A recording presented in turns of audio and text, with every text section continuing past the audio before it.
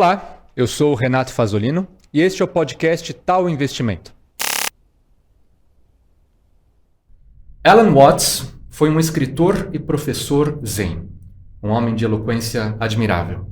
Ele dedicou sua vida às filosofias orientais e traduzia essas filosofias para o conhecimento ocidental, incluindo o taoísmo, que batizou esse podcast.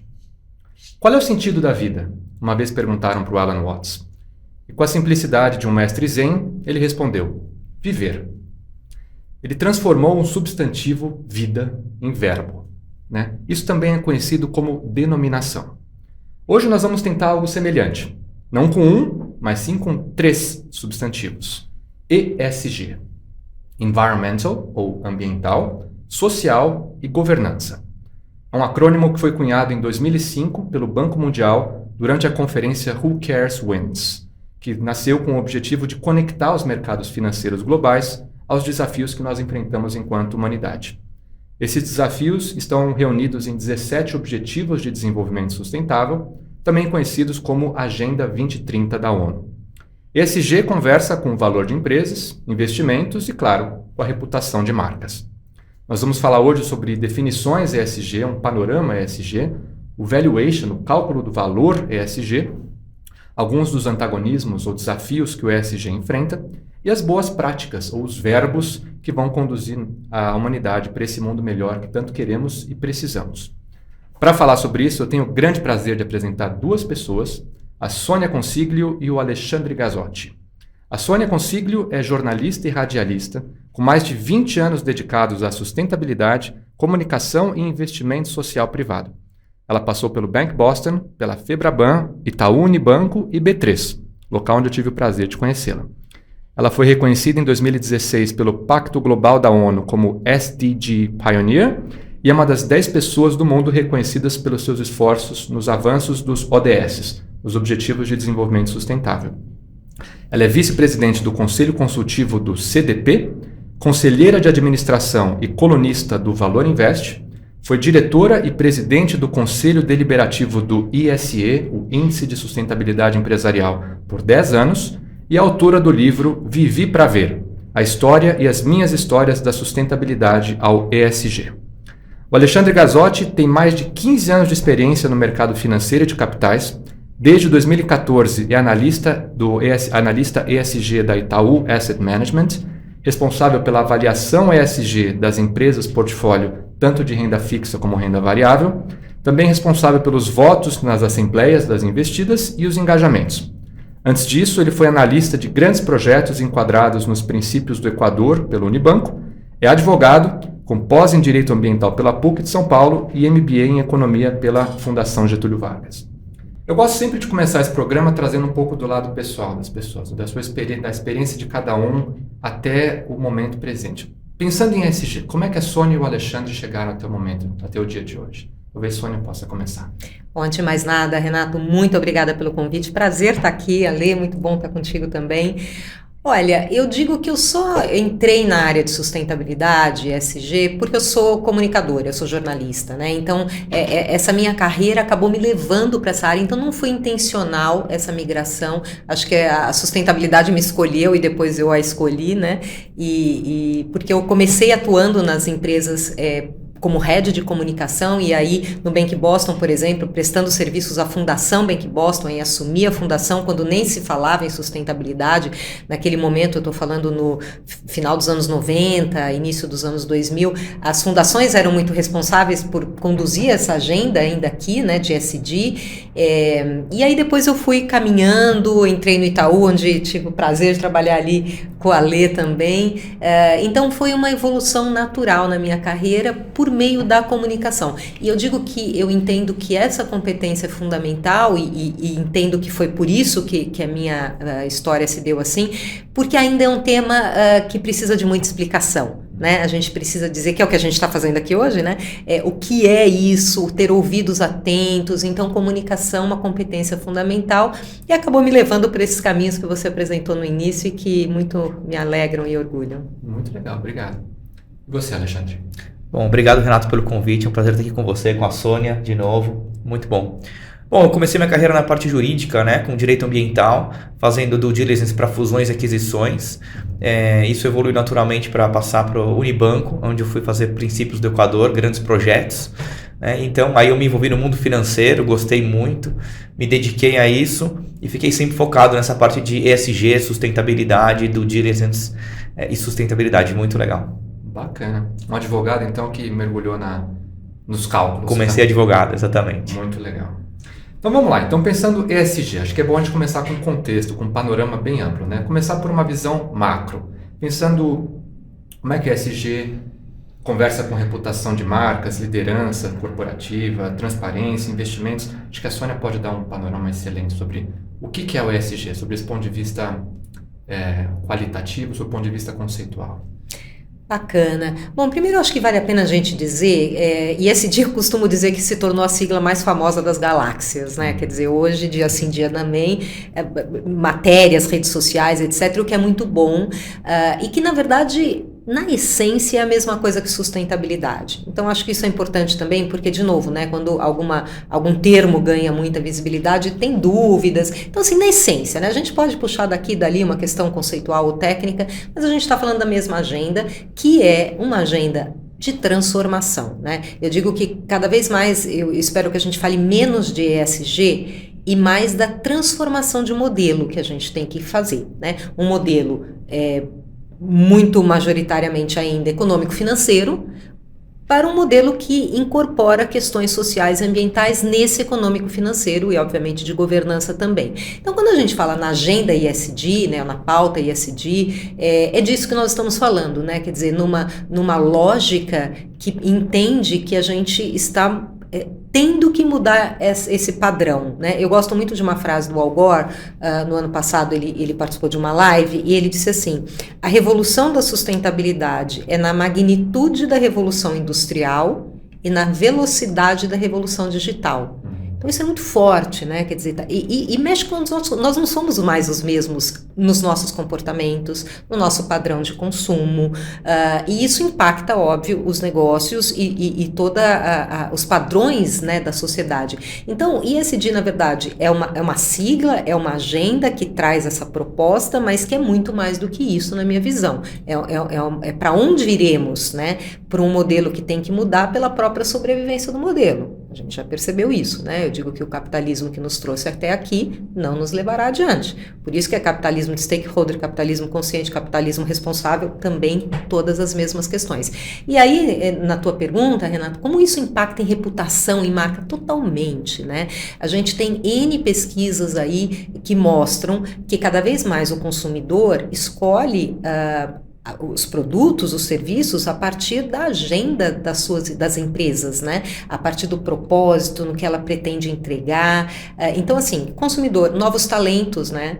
Os novos talentos também estão muito seletivos, né? Quer dizer, eu brinco que quando você vai numa entrevista de seleção, meus amigos de RH falam: Sônia, na verdade a gente é selecionado, né? O candidato quer saber o propósito da empresa, política de diversidade, como luta contra a mudança do clima. Então, é uma agenda ESG que de fato ela se tornou atração de talentos, retenção de talentos, escolha de consumidor, né? Questão de concorrencial, a gente, claro, vai falar disso, né? Quer dizer, condições de mercado. Cada vez mais, se você não tiver alguns critérios ESG, você não consegue exportar, você não consegue fazer negócio. Então, é muito profundo, muito amplo e muito bonito, né? Porque a gente, na essência, está falando de reduzir desigualdade, de preservar o planeta, de ser mais consciente e de ter um lucro diferente, né? Entendi. E você falou também, se tem iniciou-se, né, com uma conexão maior com o mundo econômico financeiro, né? Isso conversa então com valuation, né? Conversa com o cálculo do valor. Conta um pouquinho, Alexandre, do ponto de vista de valuation. O que é o ESG? Como é que o valuation conversa com o ESG e vice-versa? Legal, obrigado. Bom, acho que a Sônia deu uma introdução muito boa aqui, comentando um pouco dessa evolução do capitalismo e do capitalismo de stakeholder, né? E eu acho que isso se aplica muito às empresas, obviamente. Então, a empresa hoje ela tem vários stakeholders, né? Cliente, comunidade, fornecedores, seus empregados, né? E ela precisa ter uma boa relação com esses stakeholders, né? Senão ela pode ser impactada negativamente, né? E ter dificuldade para operar. Então, um pouco do que a gente tenta olhar na parte do valuation ESG é isso. né? Qual que é a relação que a empresa tem com esses stakeholders, com o meio ambiente, né? Gestão de resíduos, como é que ela está tratando o tema de mudanças climáticas, biodiversidade, uso do solo, né? E isso pode trazer para a empresa externalidades positivas ou externalidades negativas. Né? Então a gente tenta mensurar isso financeiramente, tá? Por meio de um modelo proprietário que a gente tem na Itaú Asset, e passar para os analistas e para os gestores qual que seria o impacto financeiro de determinados temas ESG materiais para aquela empresa de determinado setor. Então, setores diferentes, são temas muito diferentes que a gente olha, muitas vezes até dentro do mesmo setor, né? Duas empresas do mesmo setor têm modelos de negócio diferentes, então a gente acaba olhando os temas também bem micro. Pensando assim, setor, né? Você falou em setor, é uma coisa que eu tenho muita curiosidade também. Pensando na relevância do ESG. Se a gente está falando de uma mineradora, de uma empresa de petróleo, de uma empresa que tem uma interação pesada com o meio ambiente, obviamente o E é bastante representativo. Empresas, por exemplo, de tecnologia, talvez sejam mais fortes no S, na questão de diversidade, estou supondo aqui, né? Como que funciona a relevância? Como é que vocês identificam se um setor é mais ou menos relevante para uma conversa ESG? Seja para valuation ou seja para uma questão reputacional? Talvez Posso falar? Não, acho que é isso, né? Quer dizer, a gente acaba puxando uma letra mais para cá ou mais para lá, dependendo do setor de atividade, isso é natural. Só que eu acho que o desafio é justamente a integração. Né? Então, por isso que eu gosto do socioambiental, né? Quer dizer, eu digo assim, não tem um impacto climático sem um impacto social, né? Social, por óbvio, está em todas as empresas, porque é pessoas, né? Como o Ale disse, quer dizer, é fornecedor, é cliente, é funcionário. Então, eu sempre faço esse exercício de tentar casar as coisas. Não é tão simples, né? Mas eu acho que a gente precisa buscar isso. E quando a gente vê, por exemplo, relatórios, né, do IPCC, o último relatório do IPCC, que é feito por cientistas aí do mundo todo para trazer de fato como estamos no estado atual em relação a mudanças do clima, etc. É muito forte também toda essa correlação, né? E eles até trouxeram o termo tipping point, né?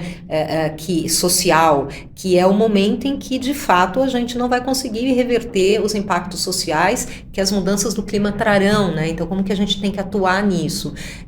Claro que aí no mundo do Ale deve ser mais pragmático do que eu estou falando aqui, porque ali ele vai no risco na veia, mas do ponto de vista mais conceitual e de orientação às empresas, né? As empresas me perguntam muito, então fala assim, e a gente viveu isso, né, ali no Itaú, banco é impacto ambiental indireto, não tem nada a ver com o ambiente. Não, né? Óbvio que tem, ele é um intermediador. Então, acho que a gente tem que fugir, às vezes, das coisas óbvias e tentar sempre buscar, vamos dizer assim, o cenário que a gente está trabalhando. Mas aí, certamente, do ponto de vista de análise, deve ser mais pragmático. Obrigado, Sônia. Não, eu acho que concordo com o que a Sônia falou 100%, e acho que o ponto aqui que a gente olha setorialmente falando, né, existem hoje ferramentas e frameworks que ajudam, né, investidores e as empresas em geral a identificar, né, qual que são os temas materiais ali para o seu setor, para a sua atividade. Isso para a gente como investidor ajuda muito. Então a gente parte sempre do início ali do SASB, tá? Que traz para a gente aquele mapa de materialidade, né? Então, esse setor, esses são os principais temas. A gente acaba às vezes ampliando um pouco mais isso, olhando um ou dois temas que estão fora dali, mas eu acho que esses frameworks, como às vezes o GRI também, relato integrado, ajudam muito, né, investidores e empresas a direcionar esforços e a entender, onde eu vou focar, o que é relevante para mim, o que as empresas desse setor estão, né, olhando, estão tratando, estão monitorando, e isso eu acho que é muito positivo, tem contribuído muito para a evolução do tema nessa forma acelerada que a Sônia comentou. Legal. Pensando, a gente está falando da visão de banco, a visão da... Como é que ficam as consultorias, né? As grandes consultorias, por exemplo, que vão validar o que a empresa está cumprindo dentro do GRI ou dentro de algum outro framework. Qual que é o papel da consultoria como um facilitador e alguém que permite, digamos, o desenvolvimento ESG? Olha, eu acho que sempre depende muito da realidade de cada empresa, né? Eu acho que tem dois pontos aqui. Quando a gente fala de asseguração externa, né? Quer dizer, comprovar que o que aquela empresa está colocando nos seus relatórios é crível, né? Isso é muito importante. Estou falando de relatório aqui, mas a gente pode extrapolar isso do ponto de vista de uma opinião de uma terceira parte sobre o que eu estou falando. Então, isso é um ponto que é importante, que a gente tem crescido muito as discussões em torno disso. E quando você fala de consultoria, quer dizer, o apoio apoio técnico que pode ser dado a uma empresa no caminho, eu acho absolutamente relevante, de novo, porque é uma coisa relativamente nova, apesar de muito antiga. Esse é um paradoxo, né? É uma agenda que a gente fala há décadas, mas na verdade é uma construção, então todo mundo, né, tentando entender o como muito mais fortemente nos últimos anos, precisa de um apoio técnico que pode ser de dentro ou pode ser de fora, né? Quer dizer, eu posso ter essa capacidade interna na minha equipe, ou eu posso optar, ou posso ser misto também, né? Posso ter essa capacidade interna e posso optar por contratar uma consultoria, mas eu acho que esse é um ponto bastante importante, que é você ter consistência no que você está fazendo, e isso vem do conhecimento técnico, né? Se a gente vai desenvolver, sei lá, um software, um hardware, a gente vai procurar um especialista em TI, a gente vai procurar esse knowledge, né? Então, acho que não é diferente para a sustentabilidade. Entendi. Fala um pouquinho, por favor, Alexandre, dessa metodologia proprietária da Itaú Asset. Eu lembro da primeira vez que a gente conversou, eu estava com Alpha ESG na cabeça, né, porque eu tinha visto no relatório. Aí você mencionou um Delta ESG, que eu achei magnífico também o formato. Mas se você puder dar um panorama sobre a metodologia da Itaú e como é que isso se traduz na governança das investidas. Legal, obrigado, Renato. Bom, a gente começou a desenvolver essa metodologia há 10 anos atrás, quando a gente aderiu aos princípios para investimento responsável das Nações Unidas, né? E é uma metodologia bem pragmática. Então a gente tenta calcular o impacto financeiro de alguns temas ambientais e sociais para as empresas que a gente investe, tá? Então a gente tem um white paper público no nosso site da Itaú Asset, com metodologia tanto para renda variável quanto a que a gente usa para renda fixa. Tá? Mas basicamente é um fluxo de caixa, um valuation tradicional, trazido a valor presente, aonde a gente calcula ali e estima o impacto financeiro de alguns principais temas ambientais e sociais.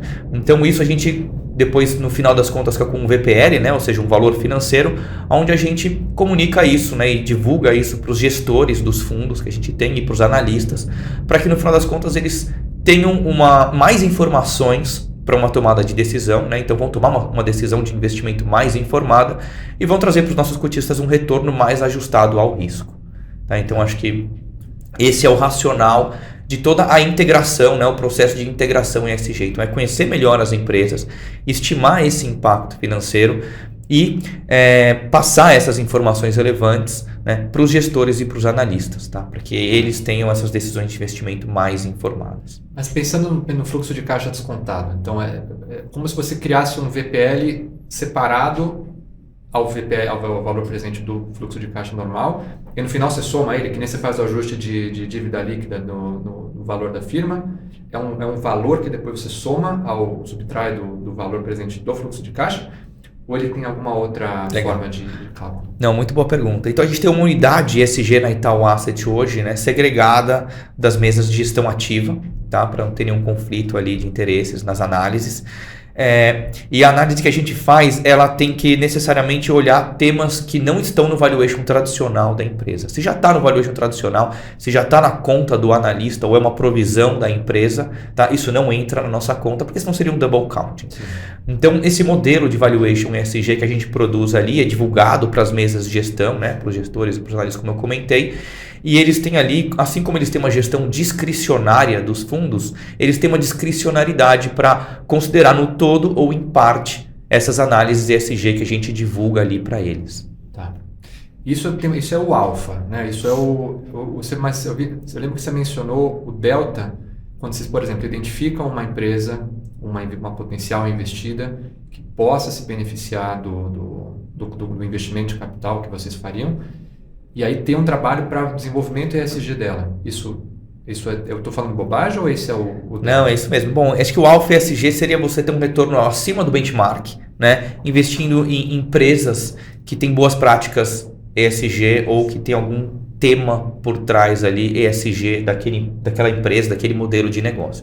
O delta é um pouco diferente, né? Então você identifica uma empresa que ela não é tão boa em ESG, ela pode ter alguns problemas, até envolvida em algumas controvérsias, tá? Mas você, ao fazer o engajamento com aquela empresa, ao falar com os executivos, com o conselho, com a equipe de relações com investidores, você vê que eles estão com um bom plano, né, para tratar aqueles temas, vão endereçar aquelas controvérsias de uma maneira adequada, né? Então com uma boa estrutura de governança, né, com um alto grau de independentes, de não executivos no conselho, e você consegue ter uma confiança, né, de que aquele plano, aquela empresa vai conseguir implementar, e ela vai sair desse patamar e vai para um patamar patamar muito superior em termos de ESG, e acho que isso vai trazer um retorno positivo. Então esse seria o delta, né? Você sair do patamar pior aqui e ir para um outro patamar, e a gente como investidor, ou os investidores em geral, conseguir capturar essa geração de valor que teve nesse processo. Maravilha, muito legal. Renato, você me permite fazer uma complementação? Claro.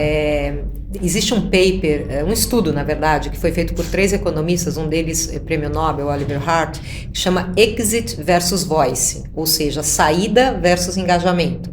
E eles foram exatamente analisar o que era mais eficaz nas estratégias de ESG junto a empresas, e se era boicotar ou desinvestir, né, tiro recursos daquela empresa porque não concordo com a prática, ou engajar, dialogar, que é exatamente isso que o Ale falou, e que é o que eu acredito, né? Eu acredito que se uma empresa é legal e ela opera, é melhor eu trazer ela junto e tentar mudar do que simplesmente tirá-la do jogo. Essa é a minha opinião, claro. E de grande maioria de investidores com visão, que respeito outra posição, mas com os quais eu dialogo.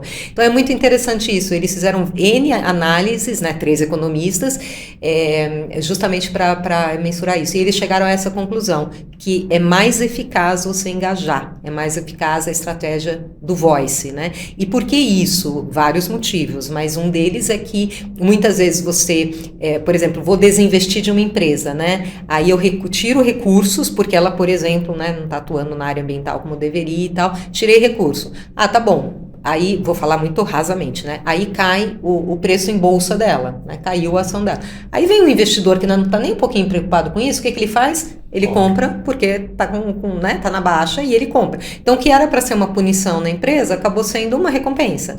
Então, na verdade, é um caminho, né? Falando com a minha posição inicial, né? É um caminho de construção. Então, muito bacana isso, e esse estudo é bem interessante. Bacana, já anotei aqui. Então, né, aproveitando esse gancho, greenwashing é a palavra que se fala muito, para quem não sabe, greenwashing é a empresa dizer que adota determinadas práticas de sustentabilidade, mas isso não é verdade, né? Essa é a minha visão totalmente rasa do assunto. Conta um pouquinho para mim, agora pensando nos antagonistas da história aí. Como que o greenwashing está dificultando essa caminhada da agenda e da sustentabilidade? Bom, eu tenho uma posição sobre o greenwashing que eu acho que é diferente, talvez, de investidores, e isso é que é bacana, né? Dependendo da posição que você ocupa, você tem um olhar para isso, né? Eu digo que eu não me preocupo com greenwashing, eu não gasto tempo olhando para greenwashing. E por quê? Primeiro que eu acho que nenhuma empresa, aí falando do mundo privado, né, vem a público mentir deliberadamente. Acho que ela, se fizer isso, ela sabe que ela vai ser punida muito rapidamente, ou legalmente, vamos dizer, mas principalmente controle social, né? Hoje a gente tem um controle social que a gente não tinha há 2 décadas, né? Hoje você faz uma coisa, você é cancelado nas redes sociais. Então eu acho que tem um controle social cada vez mais operante sobre as empresas e sobre as suas práticas, a cobrança do que elas fazem, a grande visibilidade do ESG colabora nesse caminho, né? E eu escrevi um dos meus artigos no Valor, foi, acho que faz um ano já, greenwashing, porque estamos falando disso de novo. Porque quando a gente trabalhou junto lá no Itaú, a Ale vai lembrar, e esse termo veio muito forte. E naquele momento as empresas não sabiam mesmo muito bem que história era essa aí de sustentabilidade, então tinha um outro tipo de discussão lá. Com isso eu não estou querendo dizer que a gente não tem que ficar atento, que né, existem N posturas que a gente tem que, né, ter muito cuidado e tal. Mas na minha visão, aí como especialista, a gente tem um controle social que vai punindo ou vai recompensando as empresas, né? E a visibilidade, de novo, da agenda ajuda muito na criticidade. É claro que aí, dependendo do ponto de observação, tem que ser mais, né, tem que ter outra visão, mas é por aí que eu penso. Eu acho que, complementando um pouco a resposta da Sônia aqui, eu achei muito positivo, com certeza o controle social, né, e acho que a mídia social hoje em dia tem uma função de monitoramento, né, das empresas e dos statements, mas também tem, acho que, uma questão aqui, quando a gente fala como investidor, né, a gente vê os relatórios das empresas, lê os relatórios de sustentabilidade, lê os relatórios financeiros, e a impressão que eu tenho é que o greenwash era algo, como a Sônia comentou, começou muito forte no passado, que as empresas tinham essa necessidade de se posicionar sobre sustentabilidade, vamos fazer alguma coisa, vamos lançar algum produto, alguma alguma publicidade nesse assunto, né? Mas hoje quando a gente fala com as empresas é muito fácil perceber de fato quem está fazendo, porque você começa a pedir detalhe, quem é a pessoa que cuida disso para eu ter mais informações, precisava desse dado, daquele dado, e a empresa que de fato está trabalhando no tema, ela tem ali as equipes dedicadas, tem os profissionais, tem processo, consegue ter todos os KPIs e dar todos os dados que a gente pede, né? E empresas que muitas vezes estão começando ou às vezes fazem alegações um pouco fora do que elas deveriam, na hora de dar os dados, né, de dar as evidências ali, de conseguir dar o detalhamento que se espera, né, dessas iniciativas, acaba tropeçando ou acaba dando aquela comunicação um pouco mais confusa, mas eu acho que o nosso papel aqui como investidor é educar a empresa, né? Então, nesse momento a gente faz ali o engajamento com a empresa, de novo fala com os executivos, muitas vezes com o conselho, com relações com investidores, para mostrar o que na nossa opinião seria mais adequado que a empresa estivesse fazendo, estivesse comunicando, né? Para não criar eventualmente um passivo reputacional ou algum tipo de outro passivo relevante nesse sentido. Maravilha. Bom, tem uma outra pergunta que é muito relevante para o momento que a gente está vivendo. Estamos em guerra. Temos uma crise energética, temos uma crise de alimentos, temos aí crise social, pessoas que estão sendo, né, expulsas do próprio país, né? A gente vê o petróleo subindo. Como é que isso conversa com o ESG? Como é que você vê um cenário onde, teoricamente, os setores que deveriam receber menos atenção ESG estão em alta? Conta um pouquinho desse cenário atual aí. É desafiador, né? E eu trago até um pouco antes da pandemia para isso, né? Claro. Quer dizer, a pandemia teve um impacto absurdo aí em desigualdade social, em questão de diversidade, enfim, muitos impactos que a gente sente até hoje. Tem um relatório, por exemplo, do Fórum Econômico Mundial, Gender Gap, que mostrou que a pandemia atrasou em uma década o tempo previsto para reduzir o gap de igualdade de gênero, do ponto de vista financeiro. Eram 99,5 anos, foi para 135 anos, quer dizer, o que já era inaceitável se tornou terrível. E aí a gente tem uma guerra, né? Quando a gente começa a achar que vai sair da pandemia ou saber lidar com ela, né? Vem uma guerra que faz isso que você falou, né, Renato? Primeiro, eu acho que tem uma coisa de fundo que é a gente parar e pensar, o ser humano ainda faz guerra em 2022, né? Uma coisa que né? Estamos aqui no TAL, né? Investimentos, o ser humano ainda faz guerras. E expulsa milhões de pessoas dos seus lugares e cria todo esse cenário que você trouxe, né? Eu acho que aqui é uma escolha, né, de como olhar para as coisas. Copo meio cheio, copo meio vazio. Eu busco sempre o copo meio cheio. Eu acho que quem trabalha como nós, numa agenda que está em construção, em colocação, daqui a 10, 15 anos, eu digo quando eu estiver aposentada, tal, isso não vai ser mais, a gente não vai estar mais falando o que você faz na área ambiental, porque ou você faz ou você já vai estar fora do mercado, né? Então, a gente que trabalha aí num modelo em construção tem que ter uma visão mais otimista, senão, na minha opinião, óbvio, né? De novo, respeito às demais. Porque senão fica muito mais difícil. E eu acho que quando essas coisas acontecem, fica muito claro que nós estamos num período de transição, né? Então, quando você fala das matrizes energéticas, o que a guerra é um modelo de transição, né? Estamos falando em usar mais, né, energias renováveis, estamos falando de mudar a matriz energética, estamos falando ainda não estamos no caminho. E quando vem algum fato que colide com isso, vai ter retrocesso, vai andar 2 passos para trás, mas a gente vai voltar a andar para frente. Eu acho que o mais importante é perceber a direção. Essa é a minha opinião. A gente às vezes vai dar a volta no quarteirão, vai ter que retroceder, vai ter que pôr projeto stand-by. Agora, é para lá que eu vou? Eu tenho certeza que é para lá que eu vou, então isso me guia. Porque se eu puser em xeque o objetivo, aí eu acho que fica muito mais difícil, né? Sim.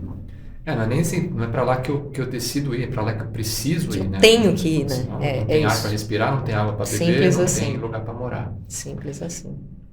Quer falar alguma coisa ou podemos... Não, eu acho que eu complementaria aqui só concordando com a Sônia e colocando que eu acho que para mim o ESG e o tema é um megatrend, né? Então eu acho que a gente tem a guerra, né? Teve um impacto significativo ali em preço de energia, especialmente de gás, né? Que levou até recentemente a Alemanha a rever o uso do carvão, né? Para geração de energia. Então nesse sentido acho que é um setback, né? Mas o que eu diria é que é um setback temporário, né? Então, eu acho que é durante esse período, né, de adaptação, mas e a agenda ESG, né, e a União Europeia em geral, com a taxonomia verde, com direcionando todos os investimentos nesse sentido, é muito positivo. Eu acho que isso é muito temporário. Então. Legal. E então então assim, temos um contexto ESG, entendemos um pouco dos desafios aí. Né? Então, vamos falar agora um pouco sobre transparência, então, sobre as narrativas. Tanto de uma empresa que já é bem desenvolvida no quesito sustentabilidade, já está praticando, as outras que estão almejando isso e as outras que não fazem nada. Né? Qual que é a relevância, na visão de vocês, de uma narrativa transparente sobre é isso que eu faço, é assim que eu ganho dinheiro, esses são os meus comprometimentos, é isso que eu estou fazendo e pode ser comprovado. Qual que é a relevância das narrativas que já conversa com a RI nesse caminho para esse futuro que a gente precisa aí de qualquer jeito? É total, né? Transparência é o nome do jogo. Eu acho que assim, a gente foi entendendo o valor da transparência ao longo dos anos, né? Foi entendendo que é melhor que eu coloque ali os meus dilemas, as minhas não vitórias, as minhas derrotas, os meus aprendizados. É melhor que eu torne aquilo público e explique, né? Do que eu simplesmente esconda, porque, enfim, de novo, o controle social é muito grande. Então, acho que a gente percebeu como setor privado, principalmente aí, no meu ponto de fala, o valor da transparência ao longo do tempo, né? Então, acho que isso não está mais em xeque. Claro, você pode melhorar a qualidade das suas informações prestadas, mas aí já é outro caminho. E a importância das narrativas é total, né? Quer dizer, eu acho que tem uma coisa de prestar informações e tem uma coisa de como eu me posiciono, qual é a narrativa em torno dessas informações, né? Qual é o meu storytelling? Como é que de onde eu vim, para onde eu vou e o que eu estou fazendo? E aí a conexão tem que ser com a verdade da empresa e com a cultura da empresa, né? Então eu sempre digo isso para as empresas, quer dizer, não adianta querer fazer tudo que te cobram, vai fazer mal, não vai fazer bem, então conecta com o teu business, entende? Eu sou uma empresa de assistência médica. Como é que isso conecta com o ISD? Qual é o meu propósito nisso? Onde eu faço diferença? Quais são os meus impactos, né? Como eu gerencio esses impactos? Então, a transparência gera valor, né? Eu acho que isso é importante. A gente está aqui um podcast de investimento, ela gera valor, ela traz credibilidade, ela ajuda na tomada de decisão, né? Quando a gente fala de líderes tomando decisões em cima de informações. E a narrativa, cada vez mais a gente vê o posicionamento em torno desta agenda, né? A gente vê aí a turma toda de comunicação, de publicidade, né? Chegando nessa agenda, entendendo o valor estratégico dela, não por acaso, porque tem impacto aí na marca diretamente, né? É que aí tem vamos já entrar no mérito de RI, assim, mas pensando ainda em reputação, em institucional, né? E marca. Você tem a comunicação institucional, assim, a empresa se pronunciando, mas você também tem a comunicação já por marketing, que vai vincular com o que a empresa vende, o ganha-pão dela, né? Como é que é, na sua visão, a questão das narrativas para um ponto de vista mais de marketing, e não puramente de institucional? Então, tem que ter total correlação, né? Eu acho que é um desafio, porque são matérias diferentes de comunicação, propósitos diferentes, mas se a matéria-prima é a mesma, né? Ela vai derivar no marketing, vai derivar na comunicação institucional. Então, acho que aí você tem que ter um maestro que orquestre, né, essas iniciativas para que primeiro elas sejam verdadeiras, né? Eu não posso falar no marketing uma coisa que não faz sentido no meu institucional, eu tenho que ter uma harmonia disso, porque de novo tem que ser verdadeiro, né? Então, e acho que de novo cada matéria tem o seu valor ali. Agora, eu acho que o marketing tem um desafio fundamental nesse momento, onde estão sendo revistos todos os valores de consumo, né? Hoje você não faz propaganda mais de produto, você faz propaganda de marca, né? Itaú é case nisso, quando fazia as propagandas todas só com laranja ali, e não é de hoje, não punha o nome e se sabia que era o Itaú, quer dizer, isso é uma credibilidade de marca, essa é uma construção, claro, agora eu falei em cima de um atributo apenas.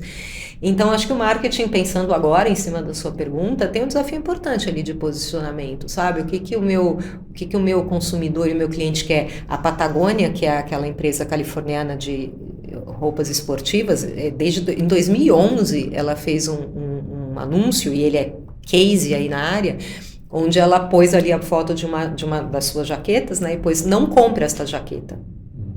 Essa foi o anúncio da Patagônia ali. Porque ali ela quis dizer o seguinte: compre se você precisar, né? Eu não quero estimular um consumo desenfreado, porque não é isso que você, meu consumidor, almeja, né? E o mundo pede. Então, penso que tem um desafio importante de marketing nesse momento. Eu acho que é aí que faz um link legal com o investimento, porque essa matéria-prima que você mencionou, eu sou contador de formação, então eu gosto muito de pensar assim, ativo tem que bater com passivo, débito e crédito, não tem como fugir, né? Então, se a empresa não vender, não faturar, não tiver margem, não sei o quê, ela não tem razão de existir. Ao mesmo tempo, se ela priorizar puramente os resultados financeiros, ela vai comprometer, pode comprometer a sustentabilidade dela. Então fica quase uma dança aí, né? Uma dança de quanto que é impacto, quanto que é lucratividade, né? E eu acho que a narrativa de relações com investidores, aí falando um pouco da minha perspectiva dessa área, ela usa o valuation, ela usa o fluxo de caixa basicamente como uma estrutura narrativa, né? Então você tem receitas, você tem custos, margens, você tem capex. Isso, se você parar para pensar na jornada do herói, né? Esse tipo de storytelling, faz meio que sentido, porque você está contextualizando para quem que eu vendo, por quanto eu vendo, quais são os meus custos, meus desafios, minha margem, tem que apertar, tem que fazer assim, assado. Então eu gosto muito da narrativa de RI como digamos, um termômetro, para saber se marketing está bem alinhado com o institucional, que está bem alinhado com a sustentabilidade. Mas fala você, Alexandre, por favor, qual que é a sua visão sobre o papel das narrativas, da transparência, até pensando já em números, pensando que finanças para o público geral, investimentos, assim, é um tema complexo, as pessoas não sabem pegar um relatório financeiro e ler ele com facilidade. Então, como é que funciona, do ponto de vista de investimentos, a relevância da narrativa, da transparência, mas também dessa digestão, dessa simplificação para um público geral? Legal, obrigado, Renato. Bom, eu acho que é um tema muito legal. Então, assim, as empresas, acho que elas estão gerando muito valor hoje da forma como elas são percebidas pelos seus clientes. Então, você como cliente não quer simplesmente mais comprar um produto, né? Você quer ter um valor ali por trás, né? Como que aquela empresa que você está comprando aquele produto está contribuindo positivamente com a sociedade ou com o meio ambiente, né? Então, toda empresa tem um impacto, né, na sociedade e no meio ambiente, seja ele um impacto mais negativo ou mais positivo. E eu acho que essa narrativa, né, está muito ligada também à questão do investimento de impacto, né? Ou seja, como que eu, empresa, consigo produzir, né, meu produto aqui, meu serviço, vender para vocês, clientes, e gerar aqui um impacto positivo, né, para vocês que são clientes, para os meus fornecedores e para aqui a empresa, né? Então é aquele famoso ganha, ganha, ganha, né? Então acho que isso hoje é tangibilizado muito pelos investimentos de impacto, né, que são quando investidores buscam, né, proporcionar, né, impactos positivos na sociedade e no meio ambiente pelos seus investimentos, né? Investindo ali em setores mais tradicionais, saneamento, educação, saúde, moradias populares, energia renovável. Todos esses setores, de certa forma, ao investir, né, o core business dessas empresas geram externalidades socioambientais positivas, né? Então eu acho que o consumidor se conecta muito com isso e tem se conectado cada vez mais, e acho que essa também é uma mega tendência, né, das empresas conseguirem avaliar isso, né, medir esse impacto, que eu acho que esse é o grande desafio hoje, né? Como é que eu vou medir esse impacto para poder comunicar, né? Para não ficar uma comunicação vazia. Mas uma vez que você consegue fazer isso, eu acho que gera uma empatia, gera uma conexão, né? Um engajamento muito grande com os consumidores. Eu acho que isso é muito recompensado em termos de marca. Muito legal, muito legal. Uma coisa que agora também com essa minha aproximação no mundo de relações públicas, eu vejo que o CA, o conselho, via de regra, não tem tanto na pauta assim discussões reputacionais, né? A questão da reputação, estratégia de marca, via de regra não é uma coisa que entra muito dentro da agenda do CA. Eu posso estar enganado, isso é uma percepção que eu tive até o momento. Agora então, considerando tudo que a gente conversou, né? Essa junção ESG, relações públicas, conselho, marcas, como é que fica, até para a gente já ir caminhando para o desfecho da conversa, a estratégia da marca dentro de um conselho, que no final das contas é quem vai aprovar as contas ou não, e aí por diante.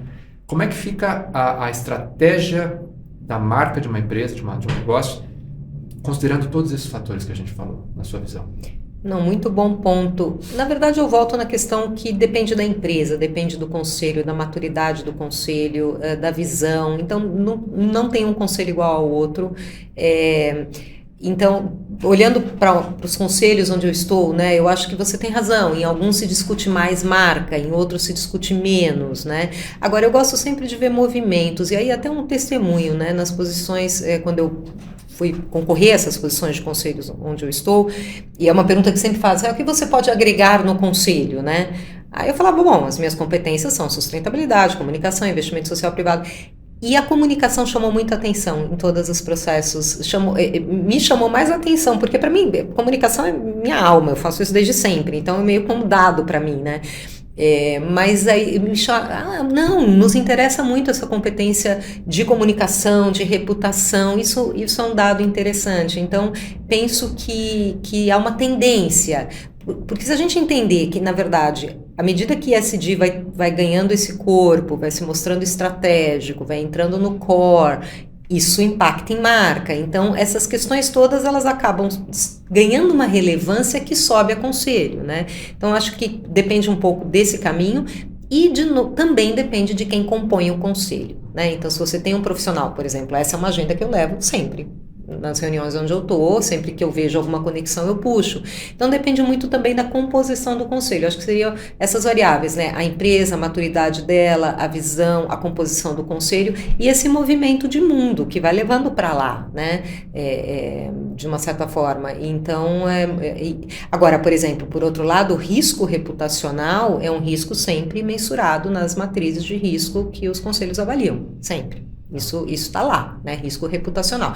Talvez seja mais né? Não na abrangência que ele possa ter, mas é um risco identificado, que é muito bom porque acaba sendo tratado. Né?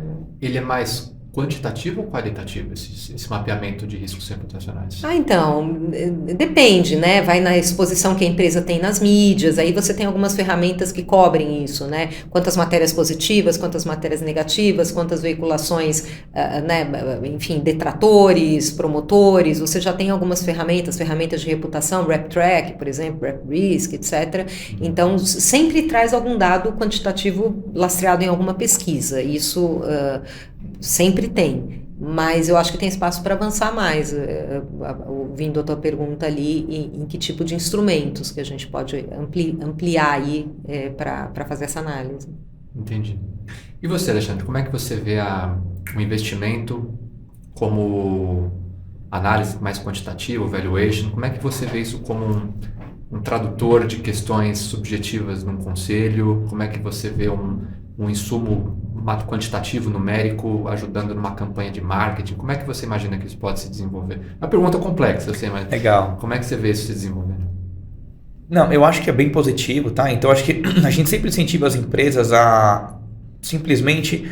as empresas gostam de comunicar, né? Iniciativas de sustentabilidade, de ESG, e eu acho que nesse processo, né, é muito importante você tentar mensurar um pouco da questão financeira, né? Então você tá tendo uma iniciativa aqui de sustentabilidade, puxa, quanto vai custar, né? E que é o seu retorno esperado com isso, né? Porque assim você consegue, né, como empresa, tomar uma decisão mais informada e depois divulgar isso também para investidores, para a sociedade em geral, com dados, né, mais quantitativos, como você colocou, dando mais conforto, né, traz mais segurança de que aquela iniciativa foi bem pensada, né, está sendo bem planejada e vai ter de fato um retorno positivo para aquela empresa.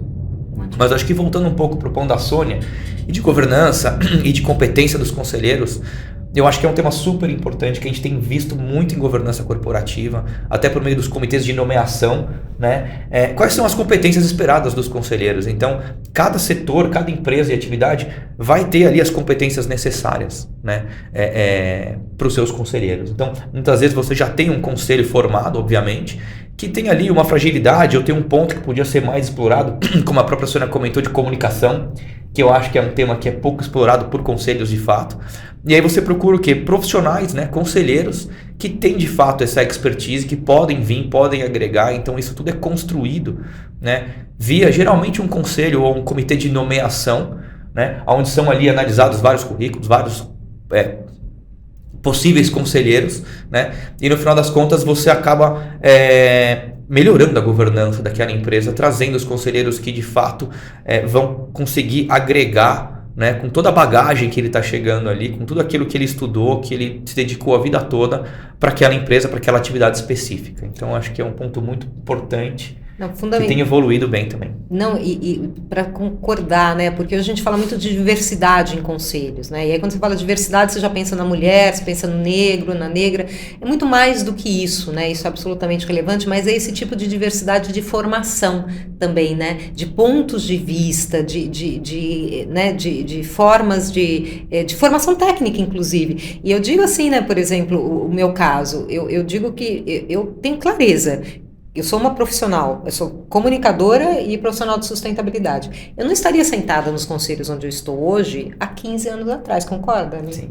Ali era uma maioria de financeiros, engenheiros, e olha que eu estou no masculino porque era assim mesmo, financistas, engenheiros, pessoas, né, da área de economia. Ou mesmo até executivos da própria empresa, né? Não eram independentes. Exatamente. Então acho que a gente vem num caminho de evolução muito bacana de questionar esse modelo porque ele não é eficaz. Se eu tiver, né, como a gente fala, só homens brancos, né, da mesma idade sentados numa mesa, eu vou desconsiderar todas as outras visões de mundo. Então é muito bacana ver esse movimento de diversidade em conselho, acho que ele é forte e crescente, é muito bom de ver. Muito legal. Você mencionou ponto de vista, né? Eu acho que até para considerações finais, né? A gente estava falando sobre esse futuro, para onde a gente está indo, queiramos ou não, os desafios estão aí por diante. E muitos dos problemas que a gente enfrenta porque os pontos de vista são distintos, né? Pessoas no poder que querem determinadas coisas que vão totalmente contra o que, digamos, poderia ser benéfico para a humanidade. Então a humanidade está evoluindo, as agendas estão evoluindo, os processos estão evoluindo. Então, pensando em ponto de vista, qual que é a visão da Sônia, a visão do Alexandre sobre 2030 e além? Né? Pensando em sustentabilidade, quais são os votos, quais são as considerações? Que mundo que vocês gostariam de encontrar daqui para os nossos filhos e netos? É uma pergunta aberta, tá? Sem qualquer respaldo quantitativo, né? Só mais considerações finais, por gentileza. Eu acho que quero um mundo que a gente não precise mais usar a sigla ESG, porque essas questões serão naturais, né? Social, ambiental, vai fazer parte de uma análise, vai fazer parte de uma decisão de compra. Então, eu penso que é isso que a gente está construindo, que é essa mudança de modelo, né? Sempre uso muito esse termo. 2030, muito cedo, né? Eu acho que seria muito esperançoso dizer que lá a gente... Mas eu acho que a gente já vai ter avançado, né? Eu acredito muito que hoje a gente vive um momento muito diferente do que vivíamos há 10, 15 anos, onde essas questões são estruturais. A gente está falando de um mercado, né, sendo criado. Então, eu com essa perspectiva, eu olho para frente e gostaria disso, de ver um mundo em que as questões sociais e ambientais fossem tratadas de forma natural e, consequentemente, a gente possa atacar mais as questões de desigualdade, né? Que a gente possa não deixar ninguém para trás. Talvez essa é a minha última frase, que é um dos mantras, né? Que é uma das diretrizes dos Objetivos de Desenvolvimento Sustentável dos 17 ODS, é avançar, atingir a Agenda 2030, mas sem deixar ninguém para trás, né? Acho que a gente tem que ser capaz de mirar isso como ser humano, né? Muito legal, muito bonito. Obrigado. Bom, eu faço minhas palavras da Sônia. Não, vai ter que colocar as suas. Tô brincando.